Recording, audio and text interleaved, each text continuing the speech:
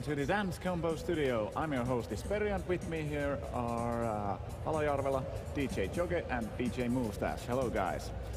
So we've got big music makers and creators here in the studio to discuss this dance music compo. What did you guys think overall about the dance music compo? Well, like with the fast music competition, there were very many very good songs. It felt like this year people were a bit more on the trancey side, so we didn't get too many songs that deviated from this genre this time. Yeah.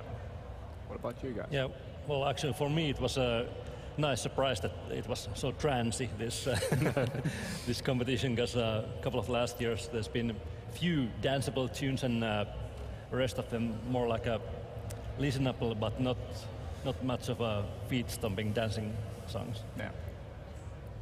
I was really impressed by the production quality. Actually, this is my first time seeing this combo, and I was really glad that there were different kind of songs, but the production quality was high throughout the competition.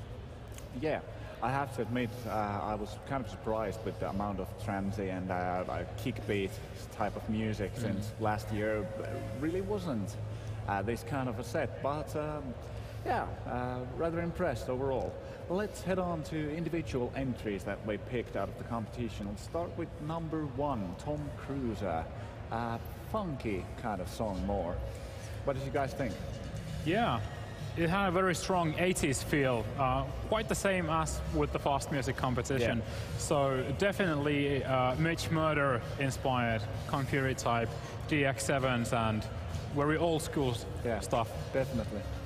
Probably my favorite song out of the bunch. Okay. Yeah, I like it very much too. It was a little bit of Jan Hammer, Miami Vice kind of going on there, and of course you can pick any really old Tom Cruise movie with this kind of soundtrack, so very clever naming also. Yeah, I guess this reflects the uprise of the 80s synth pop music again, and it was a very decent representative of that genre, and it gave me very Kung Fury feeling also. Yeah, Kung Fury, or perhaps for me the Far Cry 3 Blood Dragon came to mind as well, kind of style-wise, but really cool funk vibe in this one. Next pick was number 6, Let My NES Move You, so the only NES song this year in dance music. Actually, I don't think it was made with the NES, only using NES sample sounds. True, actually, NES samples. But this was a very interesting song because it shifted between different kinds of grooves and rhythms. Yeah. So there were very strong mambo and Southern America influences, while going back to a more chiptune, faster, regular beats. And then going back and forth between that, it gave much energy. Yeah. Well, the obligatory NES tune in any competition. Actually, there was another song also with the start, number 9, a little bit like NES kind of start, but it evolved to a hard style. But yeah, this NES song, well, I have my love-hate relationships for them, so nothing else to say. Okay. What about you? This was my number 1 pick from the competition. It really stood out from the others due to NES sample usage, but also like it was so groovy that I was I was just dancing, and the technical quality was also really decent. I didn't know that you can make something out of the NES samples that's this kind of quality. Yeah, the kind of a pitch tune of the samples reminded me of Ski or Die a bit.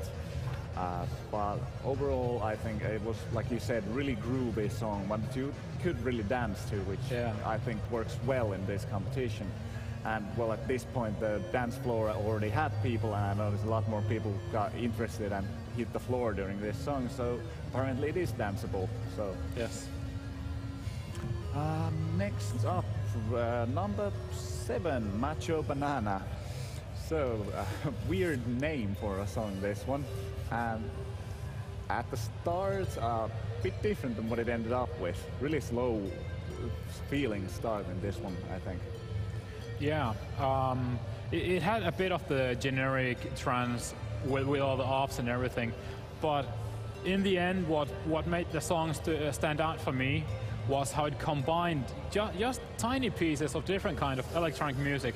So you had your Skrillex dubstep growls, and then you had your Martin Garrix EDM big room plugs, and then you have distorted guitars and everything. Like, it had small pieces all around combined really well into one solid package.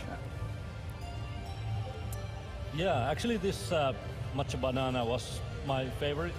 I really like this kind of Balearic songs like Roger Schach or some other producers, and it evolved though. It had more potential to deliver, but at the end I think it was really good song in overall. I was really looking forward from the long intro of the song, and then it evolved into like very quality progressive trance song with, as you said, all those little elements picked from different kind of EDM music. Yeah, it kind of kept surprising you as a listener or maybe a dancer. Like, it's something new all the time. So Yeah, indeed. and an interesting song at least, if nothing else. I think it was very good as well. Last pick was number 10, I think, Adrenaline Junkie. A bit more aggressive than the rest of the songs, I think, in this set. Yeah, most definitely. It was, from the intro, I thought there was going to be some ambient or something, but it just turned out to be this violent, aggressive DMB Nero kind of mash thing. But the production quality is what stood out for me. Like, I know how hard it is to make like proper glitch sounds and Nero hop, and it just takes so much work. And this song was so polished. Yeah. I was so impressed. I was thinking if all the glitch sounds were actually made with a old Nokia phones, that's something. I hope not. That's really something, but at least some of them were, I suppose, it's mentioned. So that's putting some effort in it. Yeah, it really switched in the really hard style, aggressive thumping beat, and also huge amount of different parts, really quick parts combined together. So in some points I kind of like lost count or lost the rhythm or something, and then it just hit back. So I think it was a little bit too complicated as a dance song, but nicely done. Although, Yeah, I have to take off that this must have been really, really hard to produce because it's so complicated, complex, and also this usage of this Nokia sample was, it was like a really nice boost to otherwise a song that I wouldn't have expected to hear here. Yeah. But I have to agree with you, Jorge, on this one that I'm not sure I could dance to this easily. It's the amount of glitch and stopping of the rhythm might make it a bit hard if you don't actually know the song already to dance it. But overall, a very interesting piece, this one as well, and the aggressiveness of it, at least for me, was what kept me interested through the song. So something that you wanted to listen to still. But yeah, wrapping up, overall feelings about the compo itself.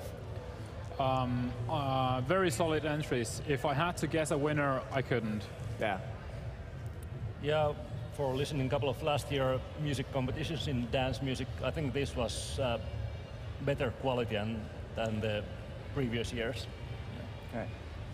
As I said in the beginning, the production quality was so solid that I really can't guess a winner. It goes down to personal tastes, which I prefer the NES part, but of course it was everything was awesome. But I have to agree, very solid performance all around, exceptional quality from all the entries, so a very, very good entry. I think very danceable songs, which is always very important in dance music. All right, well, we'll see after tomorrow's vote, so remember to cast your votes, especially you two, since you seem to agree to disagree on this one. So thank you guys for coming to the studio. Thank you for the chat, and enjoy the rest of your evening. You too. Thank you. Thank you.